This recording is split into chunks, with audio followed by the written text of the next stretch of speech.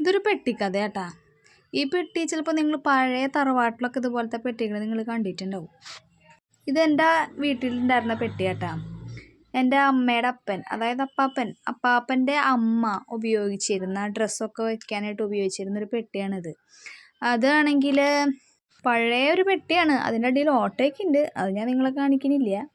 എൻ്റെ വീട്ടിലായിരുന്നപ്പോൾ, അതായത് ഞങ്ങൾക്ക് കുറേ കോഴികളുണ്ടേ. അപ്പോൾ കോഴികളുടെ തീറ്റയൊക്കെ ഇട്ട് വയ്ക്കാൻ, കാക്കയൊന്നും കൊണ്ടുപോകാണ്ടിരിക്കാൻ വേണ്ടി തീറ്റയൊക്കെ വെച്ചായിരുന്നത് അപ്പൻ ശേഖരിക്കാൻ വേണ്ടിയിട്ട്. ഈ അരി, സ്റ്റാർട്ടർ അങ്ങനത്തെ ഐറ്റംസൊക്കെ അടച്ചു വെച്ചായിരുന്നതാ. അപ്പോൾ എൻ്റെ ഹസ്ബൻഡിന് ഒരു ബുദ്ധി തോന്നിയിട്ട് ചെയ്തിട്ടുള്ള പണിയാട്ടാ ഇതൊക്കെ. ഇതാണ് എൻ്റെ ഡാഡിയുടെ കളക്ഷൻസാണ് ഇതൊക്കെ. ഡാഡി പത്തൻസ് ഹോട്ടലിലെ റിസപ്ഷനിസ്റ്റ് ആയിരുന്നു കേട്ടോ. അപ്പോൾ അവിടെ വരുന്ന സായിപ്പും മദാമയും ഒക്കെ വന്നിട്ട് ഇതുപോലെ ഓരോ രാജ്യങ്ങളിലെ കോയിൻസ് ടിപ്പായിട്ട് കൊടുക്കും.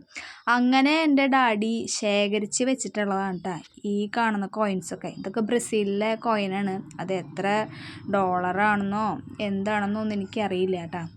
അപ്പോൾ നിങ്ങൾക്കത് ചിലപ്പോൾ കണ്ടിട്ടുണ്ടോയെന്ന് അറിയില്ല.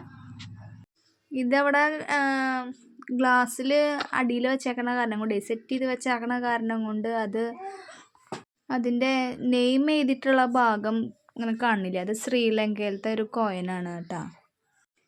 പിന്നെ ഏകദേശം ഒരുവിധം യൂറോപ്യൻ കൺട്രീസിലത്തെ കോയിൻസൊക്കെ ഇതിലുണ്ട്. ഓസ്ട്രേലിയ ഉണ്ട്, സിംഗപ്പൂർ ഉണ്ട്, ബാക്കിയുള്ള പേരുകളൊന്നും എനിക്കറിയില്ല.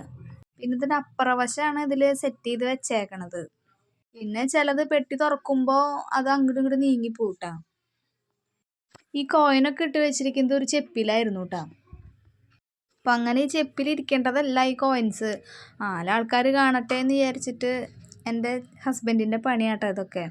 വീട്ടിലുണ്ടായിരുന്ന പഴയ പെട്ടി എടുത്ത് പൊടിയൊക്കെ തട്ടിയെടുത്ത് പെയിൻറ്റ് ചെയ്ത് ആശാരിമാരിലൊക്കെ ഒന്ന് സെറ്റാക്കി എടുത്ത് ഈ കോയിൻസ് കാണുന്ന രീതിയിൽ വെച്ച് സെറ്റാക്കി എടുത്തു. അതൊരു കാണുമ്പോൾ ഒരു പുതിയ പെട്ടി പോലെ ആക്കി എടുത്തു ഇത്.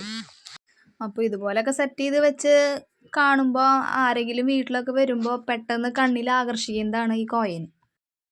ഇപ്പം ആര് വന്നാലും ചോദിക്കും ഇതൊക്കെ എവിടുന്നാണ് കിട്ടിയേ, എങ്ങനെയാണ് കിട്ടിയെന്നുള്ളത്.